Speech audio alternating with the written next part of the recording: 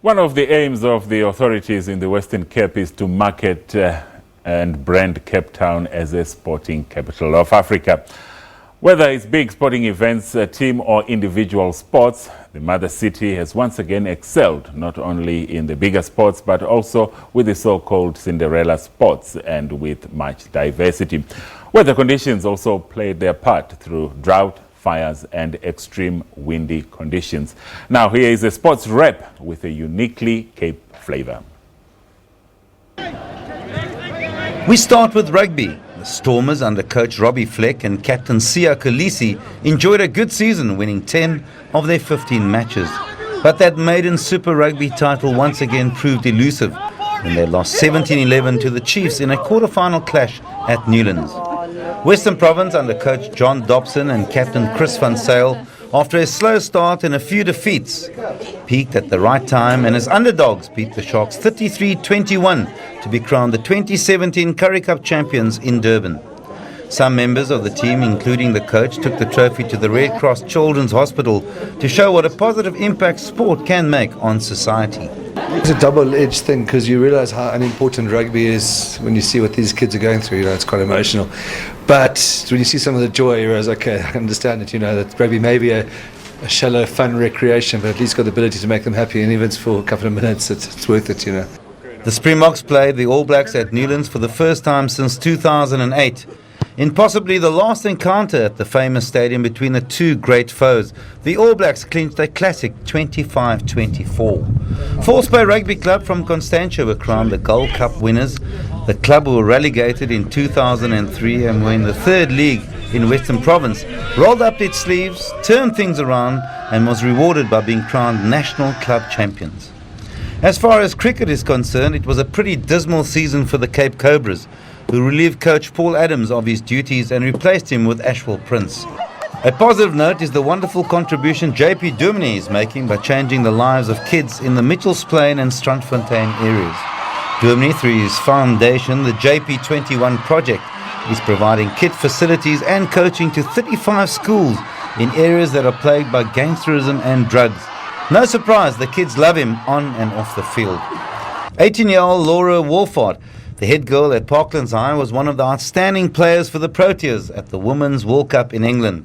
She scored 324 runs at an average of 65 and was duly included in a World 11. A brilliant batter and a star in the making. Moving to soccer, and Cape Town City were formed in 2016 and in their first year won the Telkom Knockout Trophy, saw their coach Eric Tinkler move to Supersport United. In came South Africa's most successful player, Benny McCarthy. The charismatic McCarthy took his team to the final of the MTN 8 Trophy, where they lost on penalties. The Citizens are currently second on the ABSA Premiership log. Neighbours Ajax Cape Town are struggling and are currently second from the bottom on the log. Roger de Saar was axed and replaced by Stanley Menzo, who has also been relieved of his duties.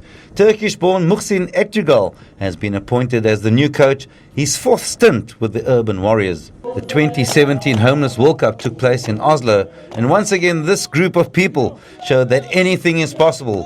Follow your dreams and they often come true. What would Cape Town be without hosting major sporting events? The Cape Town Sunler Marathon has been afforded IAAF gold status, and the aim of competing with the likes of London, New York, etc. is on track.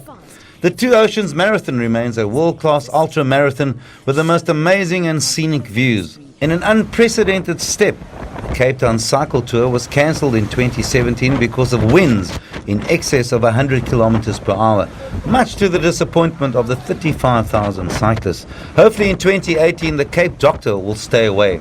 The ABSA Cape Epic, the Tour de France of mountain biking, continues to get bigger and better, with cyclists coming from all over the world to take part in this stage race. Reigning Olympic and world champion Nino Schurter won the 2017 edition with his partner Matthias Sternemann. Hungarian star Adrian Barros became the first international paddler to win the 4-day 240-kilometer Berg River Canoe Marathon. Bianca Bevitt won a third successive women's crown. The drought and low water level of the river had a huge effect on the 2017 race. Yachting, and it's been a busy year for the mother city.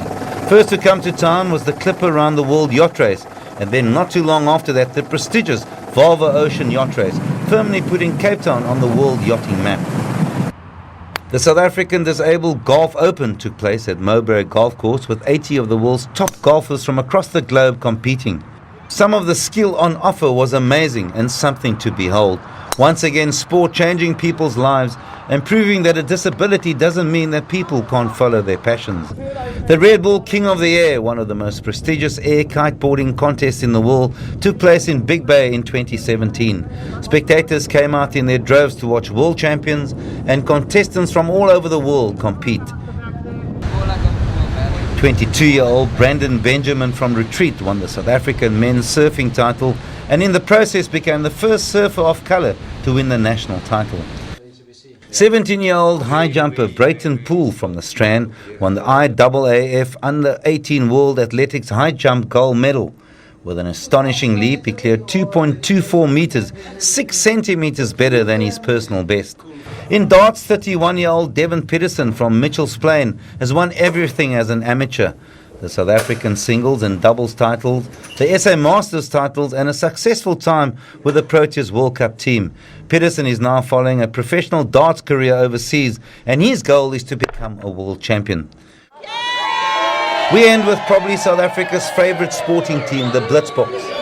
The Cape Town Sevens has been an unbelievable success with 110,000 people attending the two-day event.